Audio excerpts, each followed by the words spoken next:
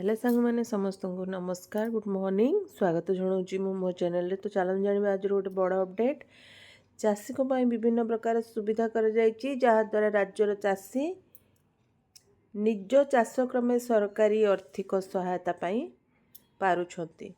तो आज बड़ अपडेट हूँ कामधेनु योजना विषय। कामधेनु योजनाटी कौन आपण मैंने किपरि पाई परिबे से विषय आपण मानक पई तो वीडियोटी को पूरा देखंतु। सेहीपरि राज्य में मुख्यमंत्री दुग्ध चाषी नेबाकु जाउछंती एक बड़ निष्पत्ति। दुग्ध चाषी ओडिशा रे लागू हेबो मुख्यमंत्री कामधेनु योजना। राज्यर अधिकरू अधिक दुग्ध उत्पादन पर सरकार यही नुआ पदक्षेप ग्रहण करछंती। ओडिशा रे पशु संपद सहित दुग्ध उत्पादन यह द्वारा आउ एक पाद आगे नेबापई सरकार प्रयास। यही योजना 1424 कोटी टंका खर्च होगा नहीं आकलन कर राज्य पशु संपद विकास क्षेत्र में यह नुआ अध्याय सृष्टि कर। प्रथम थर पर ओडिशा रे आयोजित मौसुमी बैठकर मुख्य लक्ष्य रही दुग्ध उत्पादन एवं प्रक्रियाकरण तथा दुग्ध विपणन को व्यापक भाव वृद्धि करने। तेबे मुख्यमंत्री मोहन माझी ओमफेड दुग्ध पैकेट गोल्ड प्लस शुभारंभ करछंती।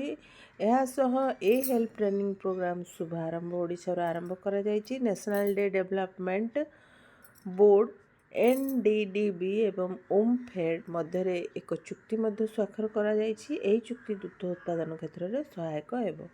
ओमफेड भेंडिंग मशीन शुभारंभ करा जायछि। खूब शीघ्र यही ओमफेड भेंडिंग मशीन को राज्य में आरंभ करा जिवो। डिजिटल पेमेंट माध्यम ओमफेड समस्त सामग्री एठारे उपलब्ध हेबो जहाँ ग्राहक सुविधा हेबो। जनपथ में यही भेंडिंग मशीन बसाइबा को ओमफेड योजना करिछि।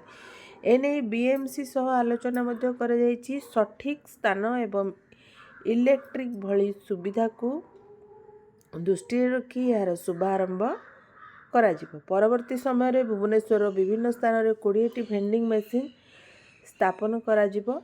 ओमफेड मैनेजिंग डायरेक्टर विजय अमृता कुलांगे एने सूचना प्रदान करिसेंती। तेबे राज्यर लोकसेवा भवन में प्रथम थर पर आयोजित होइतिबा मत्स्य चाष और प्राणी संपद एवं दुग्ध उत्पादन डेमो प्रदर्शित होइतिला मौसुमी बैठक। तो धन्यवाद बंधुगण आपण मैंने वीडियोटी को पूरा देखिथिबारु। जदि आपण मैंने मो वीडियो रे नुआ अछंती ताहले चैनल रे नुआ अछंती ताहले चैनल को निश्चय सब्सक्राइब कर देबे। आ जदि वीडियोटी भल लगी ताहले गोटे लाइक करेंगे अन्य मन पाखु शेयर करदेवे। मु रहुछि पुणी देखा आपण मान सहित आ गोटे वीडियो रे। जय हिंद जय भारत वंदे मातरम जय जगन्नाथ।